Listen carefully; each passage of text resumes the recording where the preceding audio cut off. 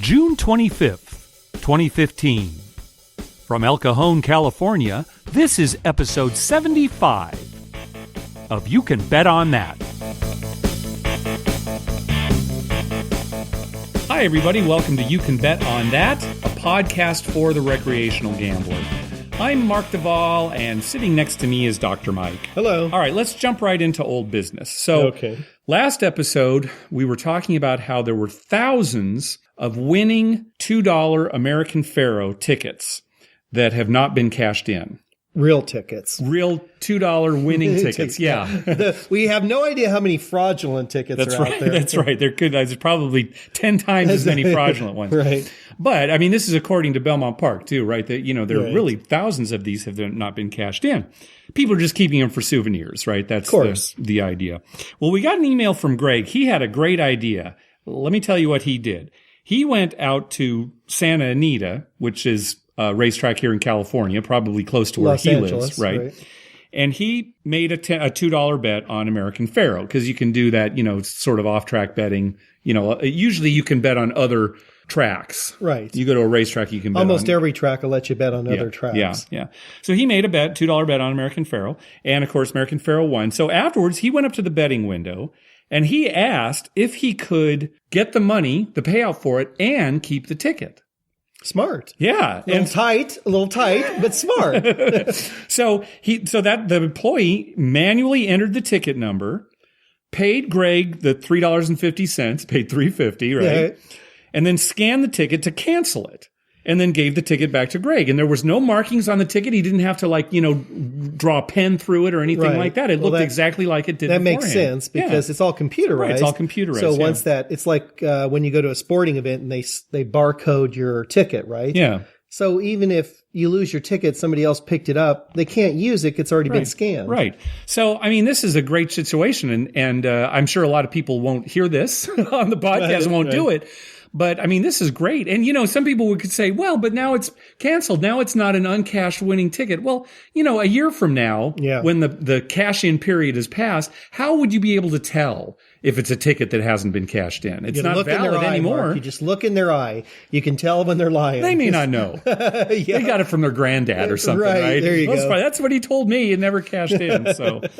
Now, again, he did this at Santa Anita. I imagine if you actually made the bet at Belmont Park, it'd probably be the same situation. Oh, I imagine they're all computerized, right? So, keep that in mind. If you're just getting something for a souvenir, you can probably still cash it in and keep it. Yeah, the sad thing is I've got to fly all the way down to Cartagena to cash in my ticket. Really? It has to be at the track where you bet it, right? Yeah, and then so that's where you bet it? That's where I bet it. Really? What were you doing down there? Just going to bet on the race. Oh, you could have just gone out to the casino here that's like 10 minutes away from my house and made the bet. Oh, my God. Yeah, you make things hard on yourself. Yeah, I do. I'm wasting time.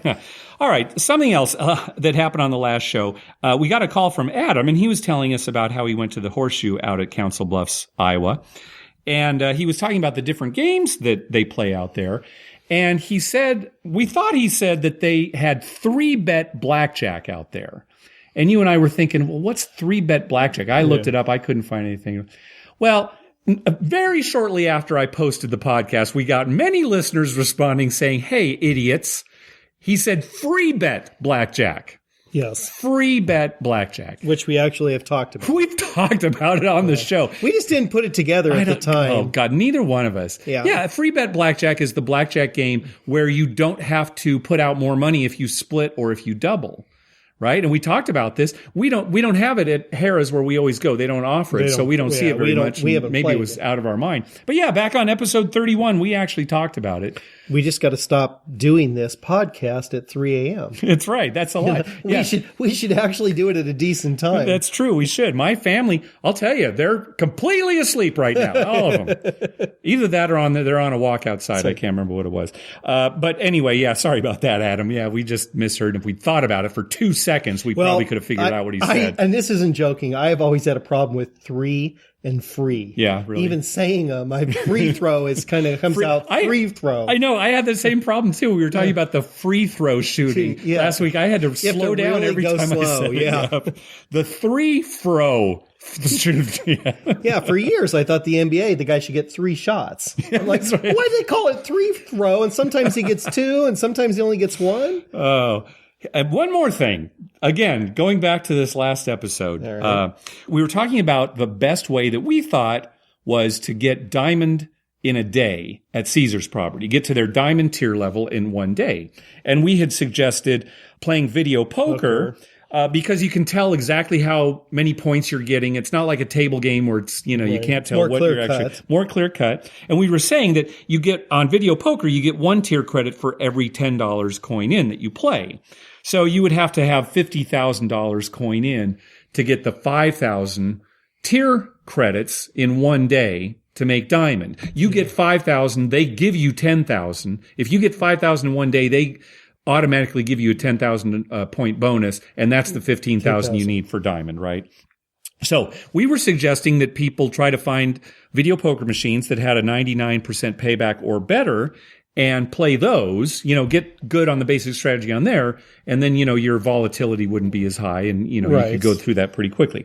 Well, we had several listeners contact us with information that really should have occurred to us, because I had certainly heard about this before, and it just slipped my mind. Some of the Caesars video poker machines that have very good pay tables, 99% or better, or, maybe even a little less than that, but the ones that have the full pay, good Right. pay Probably tables. found in the high limit rooms. Probably found in high limit. Yeah. Yeah. Some of them require as much as $50 coin in to get 1 tier credit. And these machines should be clearly marked. They have stickers on the side that let you know, hey, this isn't the typical payout Right. for video poker machines. Because of the good pay table, you have to put in 50 coin in. Some it's different. 20 coin in, 30 coin in, but I think it goes as high as 50 coin in. So that's something that you really do need to be aware of. You can look at the machine itself. Also, we've talked about this website, vpfree2.com.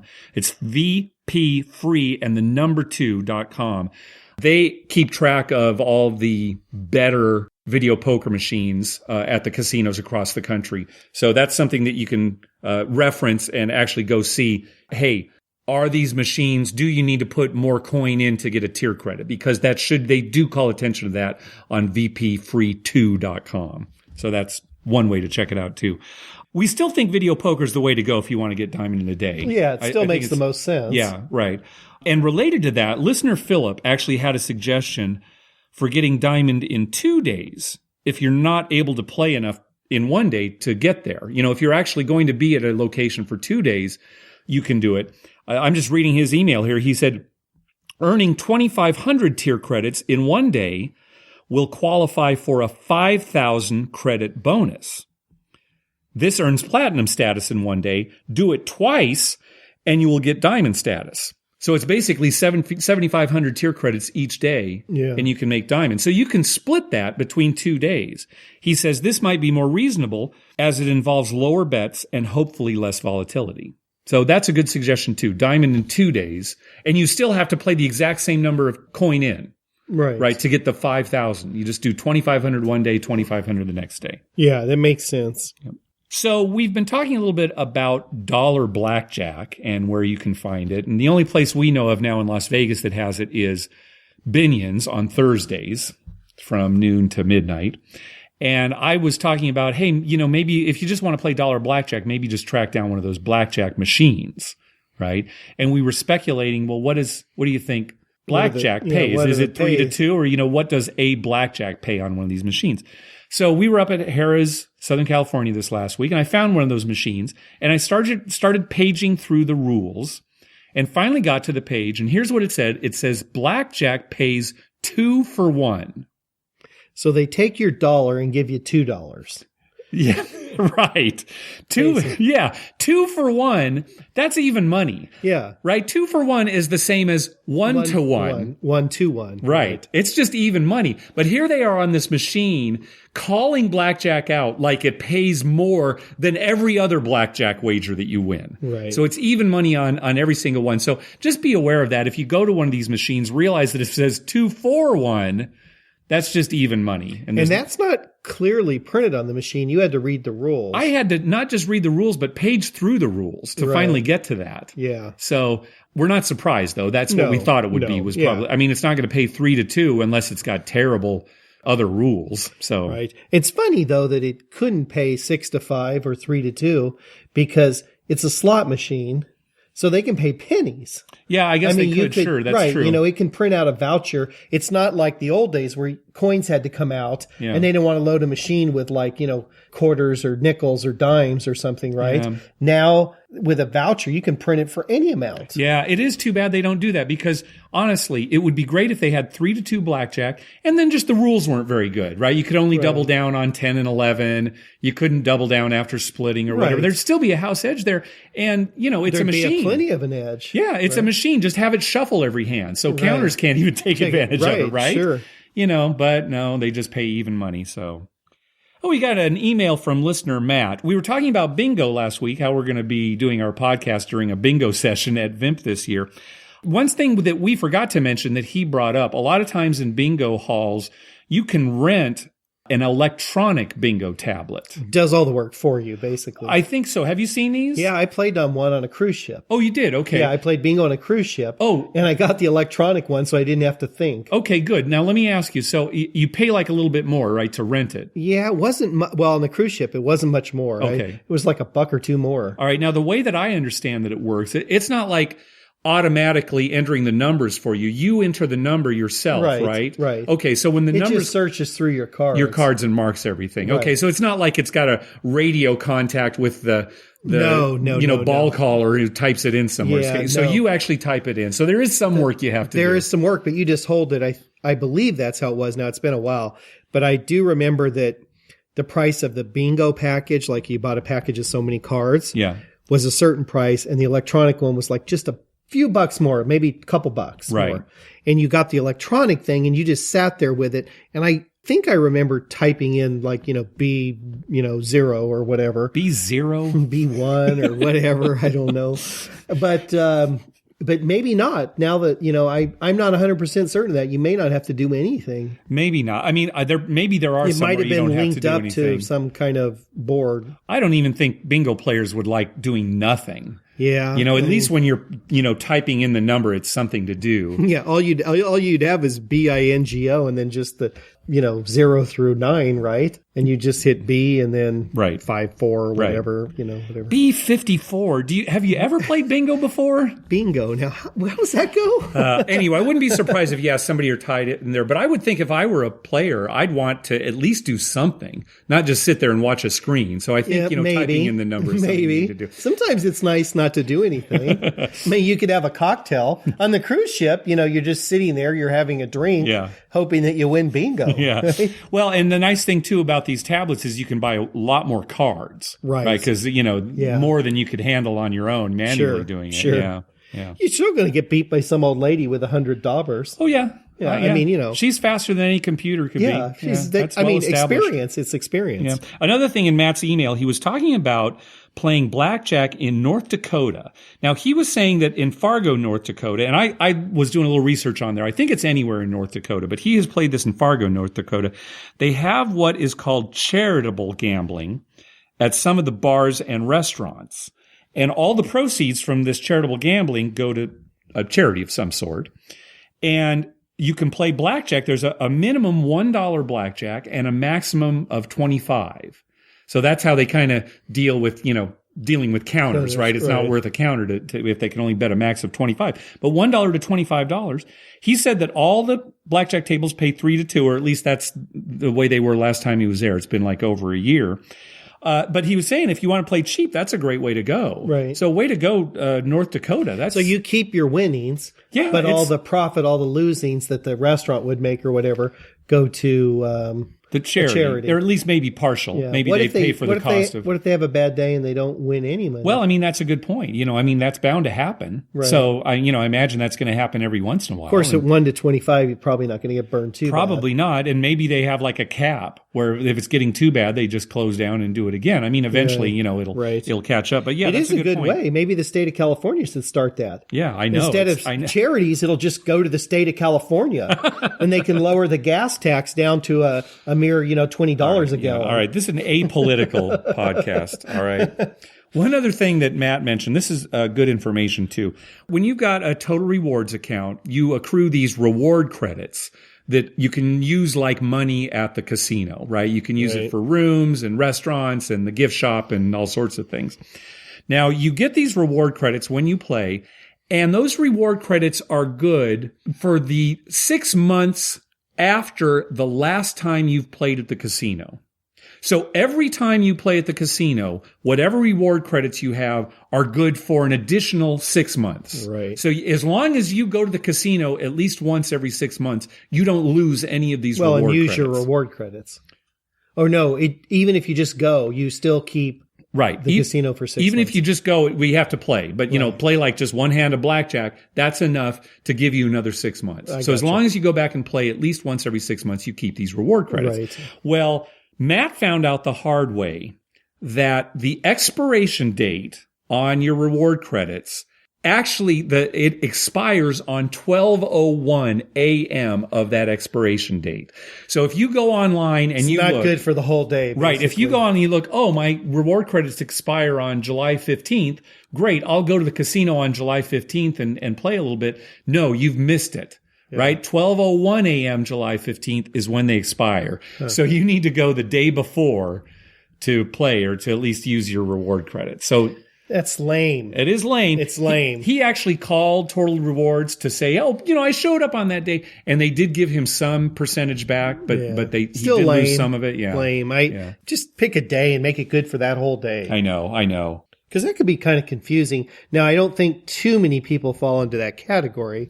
No. Because most people are going more frequently. But if you're a guy like, let's say you live in Canada and you only make it to Vegas periodically, right, you might not even make it within 6 months. Well, I think you're right. Most people, they're either going enough that they never expire, or they're going so infrequently that they always expire, right? Usually this is not going to be the case where you just happen to show up right on the day when they expired. But just a little information that Matt found out the hard way. So, because he was actually planning to go exactly on that day. I think he said he had some trip that, coincided. Right. And so he said, well, I can get there right on that day. And he found out the hard way. That's funny. Yeah.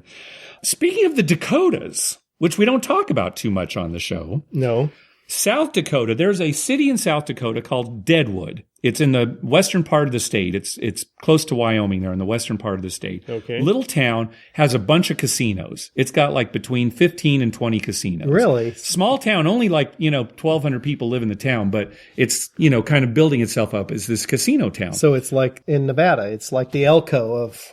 Yeah, I guess so, right. The Elko, although, yeah, that's true. Although it's actually got more casinos than Elko. Yeah. So big news for Deadwood players this week. On July 1st, coming up, all the casinos in Deadwood will now be allowed to deal Keno, craps, and roulette. They have not been allowed to deal those games up to this point. Kind of like it is here. Right. We get around the law here. But yeah, they weren't able to deal those games. So starting July 1st now, it's opening up. So they're very excited about that, think that, it's going to help revenue. And certainly there are going to be people So is this Keno live Keno or is this Keno on machines? I would guess live Keno. I would guess that up to this point, you could probably play Keno on machines, but that's a good point. Yeah. Live Keno and Keno on machines, I'm never really clear on what the law is. If one is completely different from the other in the law's view, but anyway. Yeah, well, it probably has something to do with the balls, and it could be, and potentially being rigged or whatever. Yeah. It's a little harder to rig the machine than it is to a live game. I guess so. Yeah, depending on who you are, but yeah. So casino and restaurants in South Dakota. Well, the restaurant's in the casino, but yes, right. Yeah, I like that. Yeah, exactly. I do like that. Yeah. We got an email from listener Tim. He was telling us about My Vegas, the Facebook app that you can play, and mainly because he hadn't heard us talk about it on the show before. Right. Hey, maybe your listeners would like to know about this. We haven't talked about it much. simply because we get so many offers from Caesars. Right. Because we have a Caesars property near us. And I pretty much ride on your coattail, when it comes to going to casinos and stuff. And you get so much from Caesars. Right. But I play my Vegas. I play it all the time. I've got like 500,000 loyalty points that I haven't used at all. Because I just, ride on your coattail. Right. We'll start using your points. But maybe I will. 500,000, that's pretty good. I could get what some are you rooms. Treat us to? Maybe a room at the Aria or something like that. Oh, there you go. Bellagio, you want to stay there? I mean, I've set you up. We could stay at Bellagio. You can set me up at Bellagio. But for those who aren't familiar, it's basically a way to gamble online with play money and earn real comps that you can use at MGM properties. We haven't talked about it much. Vegas Fanboy, he talks about it quite a bit in his episodes. And in fact, he recently posted an article to his blog titled My Vegas Tips for Beginners. So definitely check out Vegas Fanboy, and I will post a link to that particular article so people can take a look at that.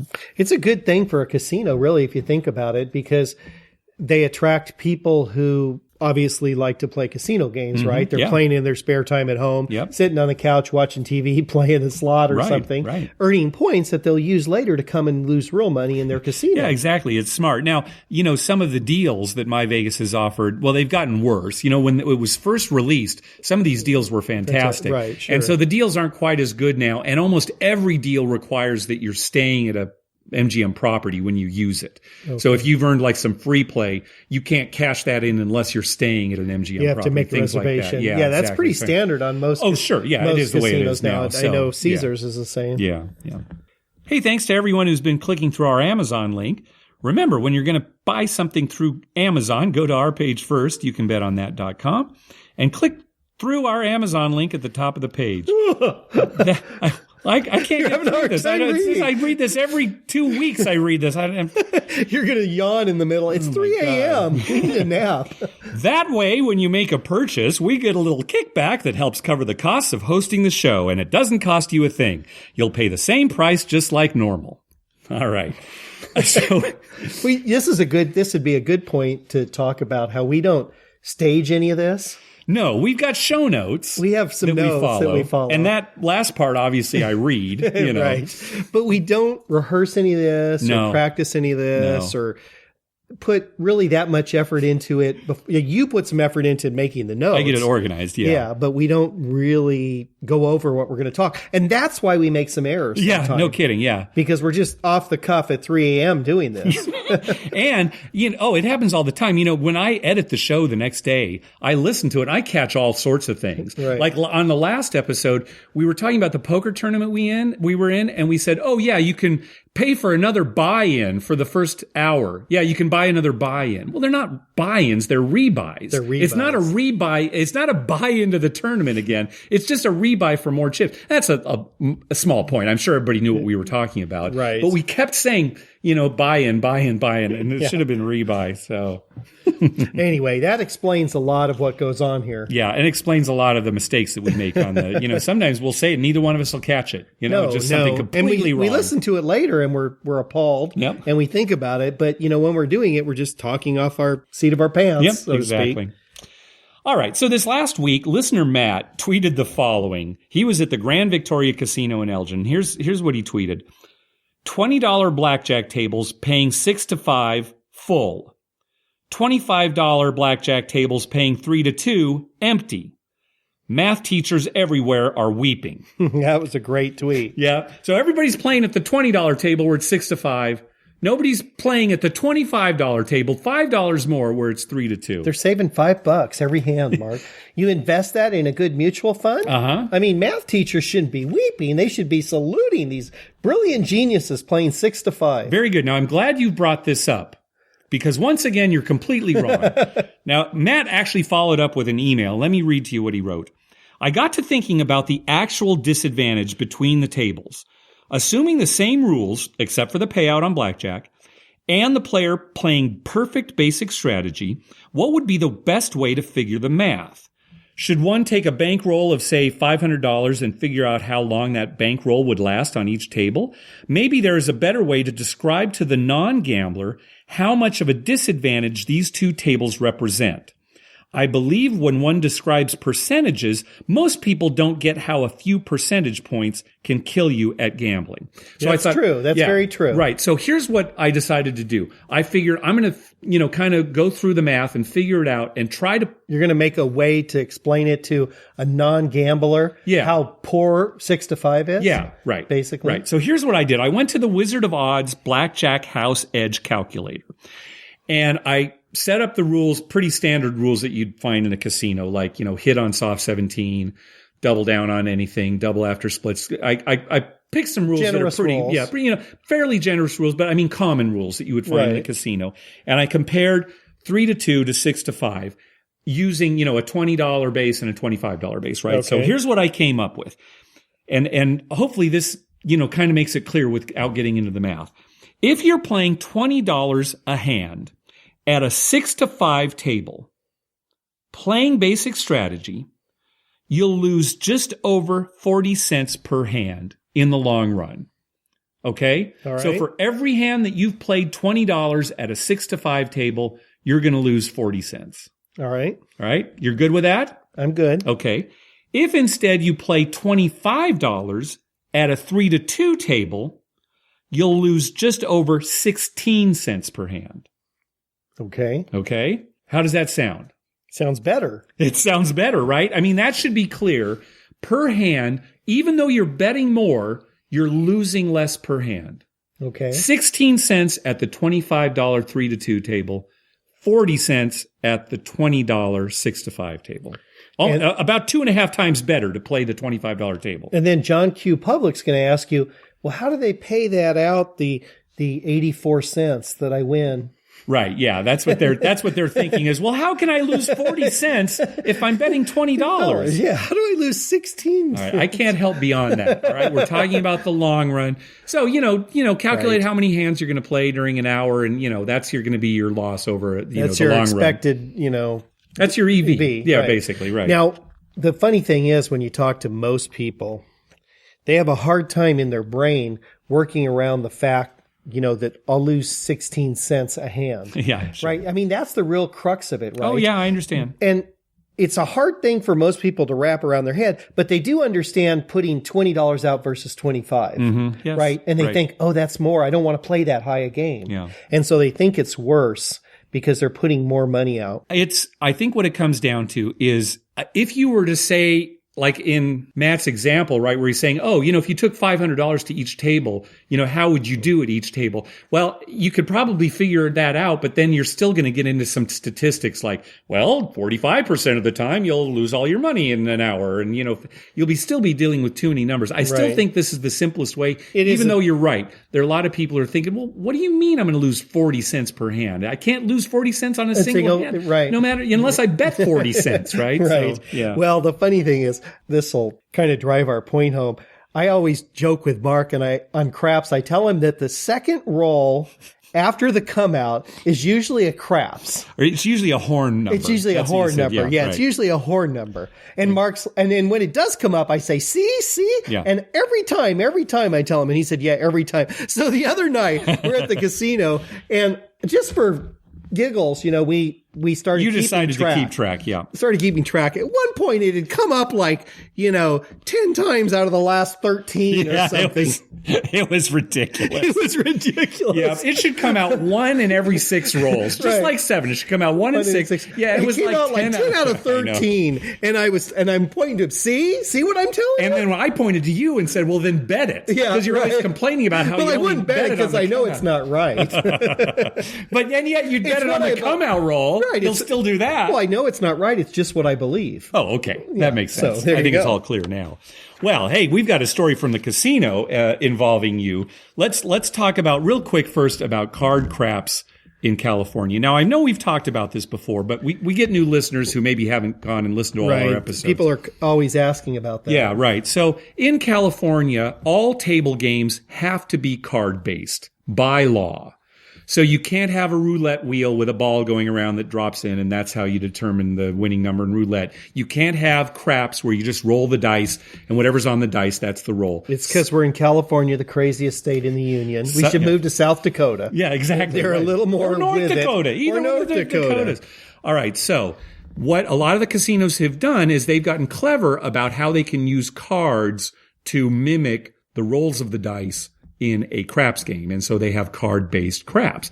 Some casinos, what they've done is they've just created a deck of cards of 36 cards that have all the possible 36 rolls on them. Yeah, it just has pictures of dice. Exactly. With that roll. There's a 2 and there's a 3 and there's a 4. Right. So these 36 cards just go into an automatic shuffle machine. Right. And so for every roll of the dice, they just pull the card out of the shuffle machine and flip it over, and that's the roll. Right. Yeah, simplest way, really. That's simple. A lot more common, some casinos will have cards ace through 6 to represent each of the sides of a die.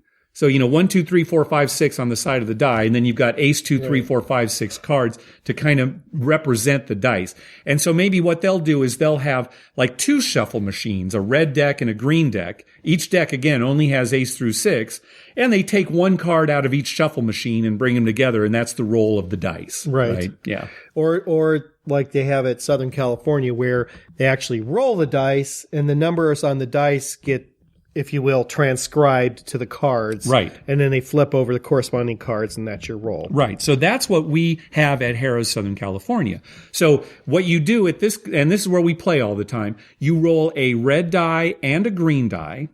And then out on the table, they have 6 red cards and 6 green cards, each in their own little rectangle on the felt. Yeah. Numbered 1 through 6. And they change that every roll. Every roll, they deal out 6 red and 6 green. Right. Uh-huh. And so you roll the dice, and if your green die comes up with a 4 and your red die comes up with a 3, then they turn over the green card on the 4 spot. Yep. And they turn over the red card on the 3 spot. Mm-hmm. And whatever's on those cards is your roll. Right. Now on those cards, it could be like a 6 and a 5, and it'd be 11. 11 would be your roll. Yep. So your 7 on the dice could be an 11 actual roll. Right. So that's where people get confused sometimes. And the best way to do it is just to look at the cards. Yeah. And not to even worry about the dice. That's right. Just let the dealers handle all that. Yep. It's a stupid way to do it, but it's how they get around the law, right? So that's what they have to do. Okay, so we were out here this last weekend, and this guy was having a pretty good roll. A very good roll. Right? And so the shooter rolled the dice, and what happens is the stick man actually calls out the numbers that come up on the dice. He always they always call the green one first. That's how they stay consistent. They call out the green one first and then the red one. So anyway, they call that out, and then there's another dealer there who actually flips over the cards. So he flipped over the cards, and it was 7 out. And so I was like, oh man, the guy had a pretty good roll, but whatever. And then you all of a sudden said, wait. Yeah, I mean, before they wanted to pick up any bets, I'm like, no, hold it. Yeah. This isn't right. Right. Because what had actually happened is the stick man called out 4-6. Mm-hmm. Meaning 4 green, 6 red. Yep. But the guy flipping the cards turned over 6-4. 6 green, 4 red. Yeah. The 2 wrong cards. Yeah. And I always watch the dice. Yeah. Because this has happened several times, and it's not on purpose. It's just they're going fast. Yeah. They're trying to keep the game moving. Yeah. So he flipped over the wrong ones, and so without hesitation, they asked the pit, and the pit said, and the person calling the die actually said, "Oh yeah, that's right. Mike's right. Yeah, and the guy who was turning over the cards, he'd already collected the cards, to put them away. He'd already started to put them away. So even if we were going to try to get what was going to be the right call, the cards were already off the table. Right. So what they did is they rolled no roll. Yep. It came over and said, the no few roll. bets they had touched, they reset everything. Yeah, it took a little bit because some of the dealers started collecting bets, but it hadn't gone too far. Yeah. Well, they reset everyone's bet, and then they got new cards out, and the guy re-rolled a new number, and the roll continued. Yeah, and he had a great roll. So he, it stopped in the middle of what would have been a good roll, and then he continued for some time. Yeah, it was quite a few. You really saved the table, and you were the only one who caught it. Yeah. Nobody else caught it. Well, I think it was such a good roll. Everyone else was just like, oh, it finally had to end. Yeah, right? yeah. And that happens a lot. People... They're just, if it had been early in the roll, probably somebody else would have noticed it, right? Maybe. But because it had rolled so long, they were just happy he had rolled, had a good roll. But everybody at the table owes you a debt of gratitude for what you did. So thank you very much. I'd like to thank you for You're welcome. Table. Yeah, it did actually help. We all actually made quite a bit more money. Oh, yeah, it was fantastic. This last week, I posted on Twitter an article about a man who was arrested at the Parx Casino in the Philadelphia area for urinating in the coin tray of a slot machine. Did you see this article? I saw you post it. Yeah. I didn't tell my girls. I'm going to have to edit this out of the for them. All right. So I guess he was urinating into the slot, and they tried to pull him away, and he was belligerent. It was all this big thing, and so kind of a funny article. So. I would like to see that. I mean, I've seen a lot of nudity, and I don't know that I actually want to see a guy urinate, but in a slot machine, I think that would be funny. Be funnier if it was a woman. Oh, would it? Yeah. I don't know. That might not be too funny. Yeah. Well, anyway, so this is unrelated to the story, but I was thinking, Parx Casino, I haven't really heard of that before. Let me check out their website. I always like to go online and look at a casino's website just to see what's, what they've got there, and, pee-free slots, maybe something like that. Towelettes available at every slot. Personal wipes available. That's right. So anyway, I went to their website and I found a page on their website that I thought was pretty good. It's called the Live Game Report. And you pull up this page and it loads like this real-time report of the table games that they have open and the number of seats open at these games. Not just the poker tables, which, that's kind of common to find out how many, games are going, but all the table games.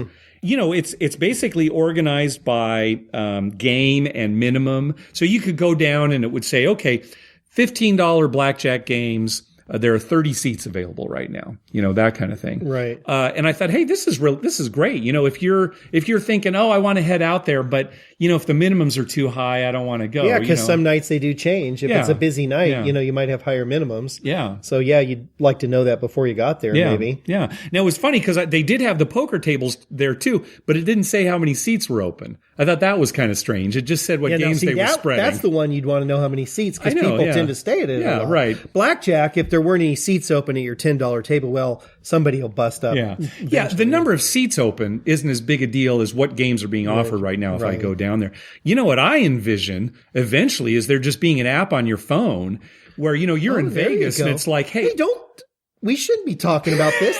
That's an app we can design. This is more along Hunter's line, I think, because he's the programmer. But really, an app that you bring up and you search by, what? I want to find out where there's $5 craps on the strip right now. Right. Right. And, you're getting reports from all the different casinos. They'd have to kind of, provide you with this information. They'd have to be in They'd have to do some work. Right. But I mean, if you could just collect all this data, maybe, that they're putting out there anyway, and, coming up with an app, it's like, hey, here's the game I want to play. Here's the limit, I want to play. So when you want to play Pai Gow tiles for $50 minimum, you could just look on there. Oh yeah, Bellagio has a $50 Pai Gow tile game. Yeah. 2 seats open. Let's hurry over there before they're taken. Maybe I'll call. Anyway, this was the Parx Casino. I thought it was a pretty neat page they had there. Yeah, that's probably an app that's coming. I think eventually, sure. Yeah, within 10 years. Yep. Restaurants should do that. How about restaurants? With, number of seat or an app tables that available? says, what the wait time is. Oh, wait time? I bet they have stuff like that. We usually call, sure. Some of the places that we frequent that we know, we'll call, is there a long wait or whatever? Because, you don't have a reservation, but you don't want to wait 2 hours either. Right. They ought to have an app where maybe they do. That's something I bet they do, and we just don't know about. Yeah, because restaurants could easily, you could check in with them on their computer could actually tell. Sure, yeah. Right? I bet that kind of thing's out there. All right, listeners, don't call us and let us know because, again, this is something we'll look up after the show by ourselves. Hey, there was an announcement made this week for a new event coming for VIMF. It is the 5 Hundog Eating Contest. All right? Now, the 5 Hundog is a hot dog that they offer at American Coney Island, usually only during VIMF. Okay? Okay. It's it's a double hot dog. So you get 2 wieners, chili, mustard, and onions. Okay. And during VIMF this year, on that Friday night at 11:59 p.m., there's going to be a 5 Hundog eating contest. Okay. Okay. It's not going to be how many Hundogs you can eat. Good. Instead, it's a judged event. It's going to be judged on style, and the judges are going to be Tim and Michelle from 5 Hundy by Midnight. Now, you have kind of a reputation on this show for being a hot dog eater. Yes. I've had lots of fun Wretch Dog. That's right. So I probably have a unfair advantage over most people. They haven't eaten, how many Wretch Dogs have they eaten in their life? Probably not that many. Not that many. We've eaten a lot. Yeah, well, it's been a while, but yeah, I remember that last Wretch Dog I got there. Oh, God. You had so much chili on that. Yeah, it was 99 cents for just the dog, but if you wanted chili, it was $1.99. I got all the chili, and I put every single condiment that they had there. Every single condiment. Yep. Yeah, that thing was loaded. I ate the whole thing. Yeah, I gushed it down. Now, they're going to judge on style. Yeah. And quality. Style and quality, yeah. So, that might eliminate us right there. Well, because there's not a lot of style or quality when we eat. What's your plan, though? Speed. Okay, so what are you going to do? I'm thinking you stuff the whole thing in your mouth, and then while your mouth is full eating the hot dog, you say, how come they serve bite-sized? Oh, there you go. See if you can pull that off. You may win. Everybody knows your strategy now, but I can do that. I've seen you with a lot in your mouth. Hey-o.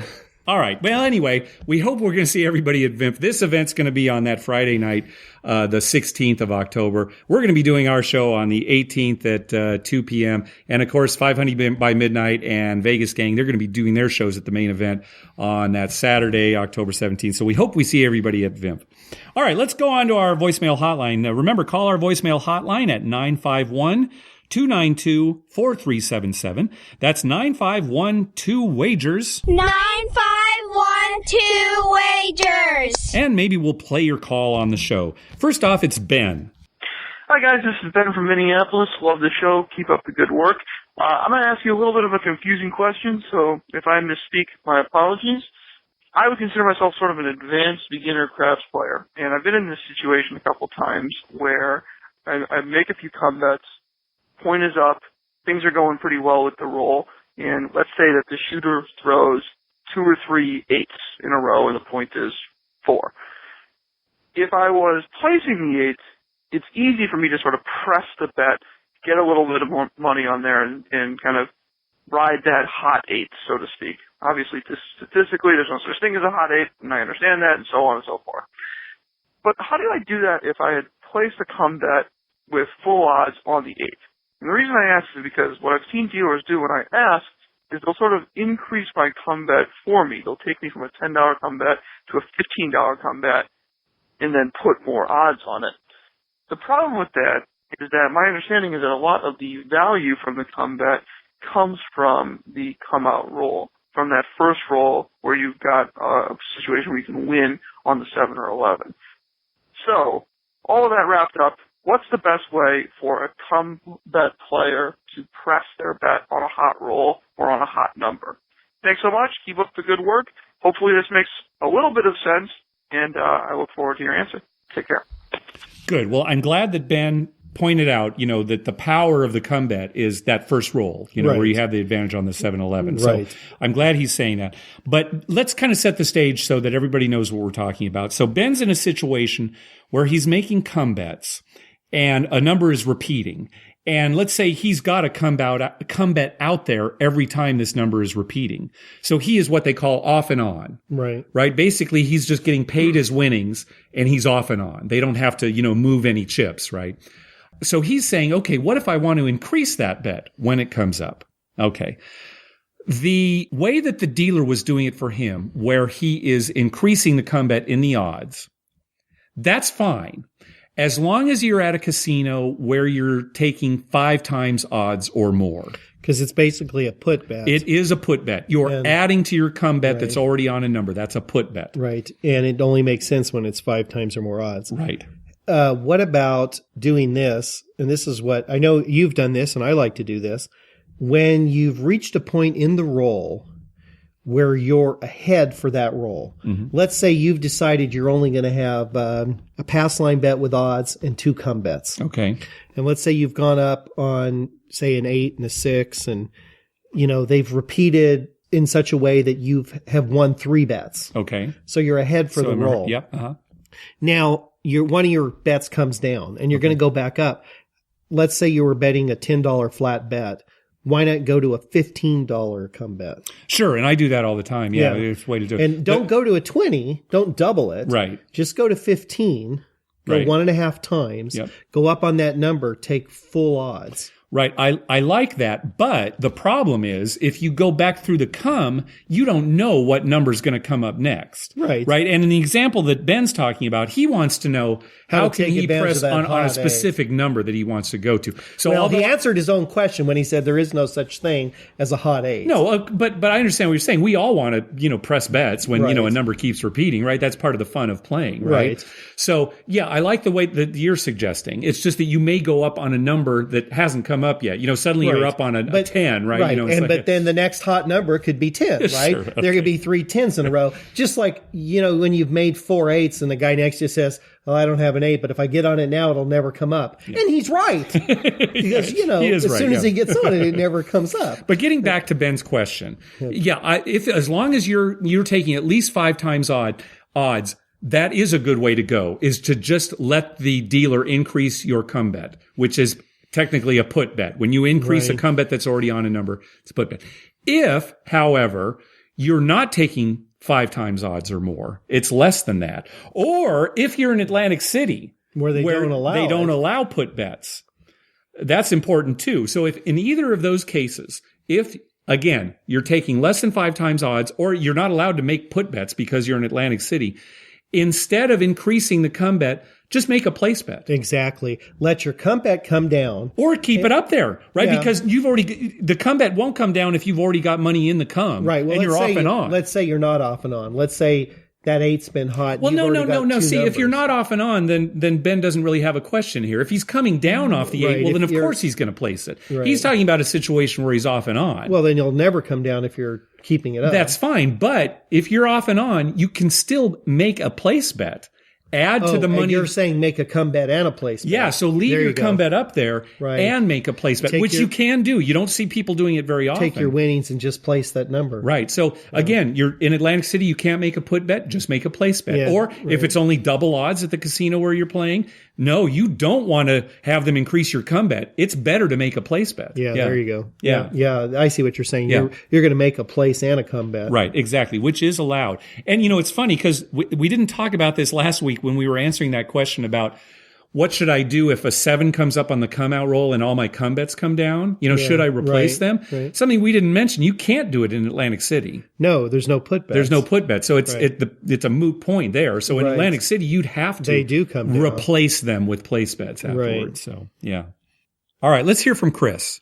Hey guys, this is Chris Moore over in Keller. I just wanted to tell you about a trip my wife and I took to Shreveport this past weekend. We stayed at a casino called Margaritaville Casino. I'm sure it has some kind of affiliation with the Margaritaville over connected with the Flamingo, but it doesn't have the same player's card as Caesars Entertainment. They have their own player's card. So that's kind of neat. I mean, I kind of wish it, combined with the Harris, but oh well.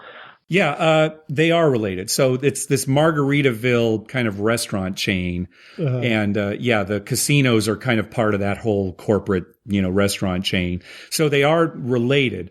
The Margaritaville Casino in Las Vegas is in the Flamingo. So the casino, I guess, kind of falls under the auspices of Caesar Entertainment. Right. So it's total It's rewards. probably the restaurant leasing space from the Flamingo. That could be something like that. But as far as the casino goes, yeah, if you're in Vegas, it's just a total rewards program. I think you can actually get a Margaritaville total rewards card if you're in the casino. Okay. But yeah, the one in Shreveport, it's a completely different players club. So even though they're related, yeah, the players club, they don't share.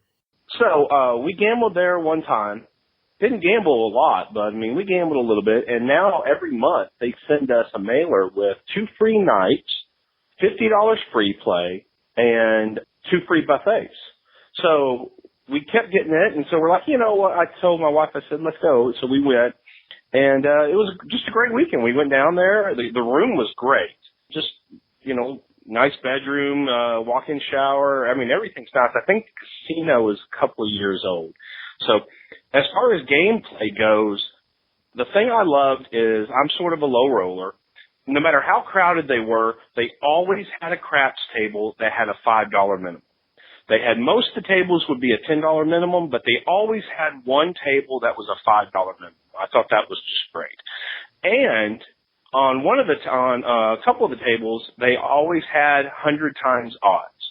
Another table in the back, they would have 3, 4, 5 times odds, but they always had a couple of tables with 100 times odds. Now, I'm not going to do 100 times odds, but I saw a lot of people taking advantage and using 20 times odds, 50 times odds, stuff like that. So I thought that was just, it's one of those things, like you said, you put on the marquee, everybody goes, ooh, 100 times odds, and so they're attracted to that. One other thing I just wanted to mention, the video poker, we got there on a Friday, and I noticed on the video poker, they were 9-6. I think it was dollar denomination and 50-cent denomination. 25-cent denomination was 8 and 5. But then when it switched to Saturday and Sunday, it moved normally to an 8 to 5, and then I think I saw a couple that were like a 7 to 5 or something like that. But I think during the week they keep it at 9 to 6, and I just thought that was neat. But yeah, buffet was great. Just wanted you guys to know this, and also for your viewers over in the Dallas-Fort Worth area, if they've never checked it out, Margaritaville Casino over in Shreveport, Bossier City, it's a great place. If you want Vegas-style gambling, that's the place to go. Don't go to Oklahoma. Oklahoma casino rules suck. Stay away from there. But love the show, and I'll talk to you soon. Okay, he kind of got cut off there at the end because he hit our 3-minute maximum on the voicemail that Google Voice puts in. But anyway, yeah, thanks for the report. I guess that makes sense. We've heard about specific blackjack tables actually switching from 3 to 2 to 6 to 5, depending on the day and time. Right. So I guess it would make sense to maybe even switch the pay tables on video poker. How do they do that? Do you know? I would guess that it would be automatic. I mean, do they have to open a machine, or is there do they have a clicker like your TV remote that you can just, boom, boom, boom? You'd think they'd have to open the machine, but if they had to do that, they probably wouldn't. I mean, that would be too much work every week. That seemed like that'd be a lot of work, yeah. If it's something they could do remotely, or like you said, go by it and wave a wand in front of it or something. Right. I mean, it's a computer chip in there, so it could have some remote thing where they can just switch the pay table. Yeah, you're right. A remote thing would be better than a wand that you wave in front of it, because then people could cheat. I'll just buy one of those. That's what that guy's doing with the wand that walks around Harris. Yeah. And, it's good to hear that they're offering 100 times odds. And, every casino should always have a $5 table open. Yeah, right. Just one. Maybe it'll be packed. Maybe you won't be able to get on. Even if it's packed, though, it's great PR. I agree. It's great PR. Great PR for the $5 and for the 100 times odds. And when someone walks up to a table that's, say, 10 or 25, and they say, well, do you have a 5? Yeah, it's that table over there. Yeah. We always have a 5. Yeah. It's great PR. I mean, why don't casinos think of this? I mean, why do some of them switch and they'll all be 25 tonight? I mean, and then a bunch of them are empty. Right? Yeah, and a bunch of them are empty. We've seen that before. It just doesn't make sense. Yeah. All right, let's hear from Taylor. Hey, Mark and Dr. Mike. This is Taylor from New Mexico calling in. My girlfriend's been pestering me to call in to report on the New Mexico casino. Last weekend, we went to casino in Ruidoso, New Mexico. It's in like a ski resort kind of place up in the mountains. The craps table was regular, not the good New Mexico craps table. It was just regular double on 2 and 12 field and 9 to 5 place bets on 4 and 10. Just to clarify what he's talking about there. So there is a casino in New Mexico, the Santa Ana Star Casino, where on the craps table, both the 2 and the 12 pay triple in the field. Makes it a good bet. And you can buy the 4 or 10 with no commission, no vig. No vig at all, period, right. Win or lose. So both of those bets, the buy bet and the field bet, are actually zero house edge. Yeah, that's great. That's what's nice, yeah. But not at the casino that Taylor was at. We played just a little bit, but I actually threw out my back that morning, so I felt like I was Dr. Mike was trying to play craps. You got to push through that. And so what it is in Albuquerque there are 5 Indian casinos that are in Albuquerque, and that usually doesn't happen because what it is so the tribes can only build the casino on the land that they had originally had. So they can't buy new land and build a casino on it. So that's why all these Indian casinos around the country are way out of nowhere, because they have to build on their traditional tribal land. But it just happens that in Albuquerque there are 5 of them, very in pretty close proximity, that they all gotta compete with each other and offer good craft rules. Anyway, we're gonna go to Vegas next week, but my girlfriend wanted to go see some pandas, so we'll be in San Diego this weekend. We're gonna go to Del Mar Fair on Saturday, and if you guys are at Harrah's Wood, we might stop by. Love your podcast. We'll catch up with you sometime. Okay, bye. All right, thanks for the New Mexico update. Yeah, we've kind of dealt with that issue here in California where some tribes have tried to buy land, and then build the casino on that land. Right. Notably, the Sycuan Casino bought a hotel downtown San Diego. Right. And there was talk that they were going to try and get a casino in there. Yeah. Well, it didn't go very far because the city nixed that real quick. Yeah. They still bought the hotel and they still run it. Yeah. But, their intention was somehow to get a casino in downtown San Diego, which would do great, really, to be honest. Yeah. But I wouldn't really care for it, but it would do great. Yeah. So, Taylor, if you're going to be here in town this weekend, so we are going to be at Harrah's this Saturday night. It's going to be June 27th. We probably won't get there till late, right? We were talking about this earlier. Yeah, I got a sailboat thing to do earlier in the day. But at 11 o'clock, they're giving away $1 million. Right. They do it twice a year. And we will be there for that. Yeah, so it's going to be packed. Yes. I mean, it's going to be very crowded out there. But Taylor or anybody else, if you want to come out, we'll probably be out there by 10 o'clock, don't you think? Oh, at the latest, yeah. I would say. So again, it's Harrah's, Southern California this Saturday night at 10 o'clock so that we're there in time for the $1 million drawing that you have to be there for. You have to be there for it. Probably Taylor comes and wins it. I wouldn't mind that. I actually wouldn't mind that. I'd love to see somebody I know actually win. Oh, I know. It'd be so exciting. And also, Taylor, thank you for the recent PayPal donation that we got from you. We appreciate it very much. Really helps with the show. All right, that's going to do it for this episode. Be sure to check out our TV listings showing all the gambling-related shows coming up within the next 2 weeks. We update those listings every Wednesday using a customized program to search through all the raw American TV data. Just go to our webpage, youcanbetonthat.com, and click on the link at the top that says TV listings. We would love to hear from you. Call our voicemail hotline at 951-292-4377. That's 951-2-WAGERS.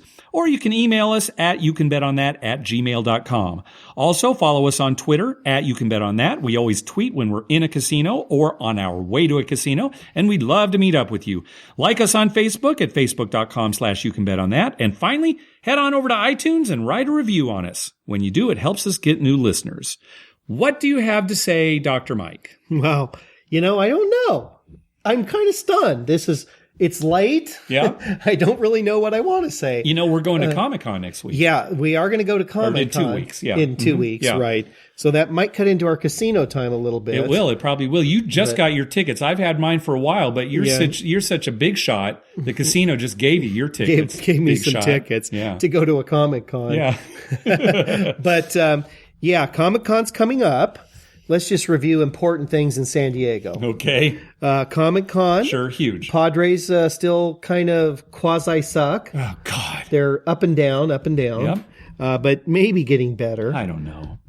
Casino gambling has gone okay. Yeah, it's been okay the last few times we've gone. The last few times it's been decent anyway. Yep. And what else going on in San Diego? There's a lot of stuff going on here for listeners who, ever might come to San Diego. There are quite a few casinos, but there's also a lot of beach things, Everybody a lot of loves summer coming things. Here. It's nice and warm right now. Yeah, you go on a sailboat ride. I mean, there's a lot to do. Yeah. Okay. I have nothing real serious to say. Yeah, well, I think funny. you do. You don't have anything funny to say. All you do is have serious things to say. I'm so tired. What a bummer. I'm so tired. What a bummer of an ending this was. Thanks for listening. Good night.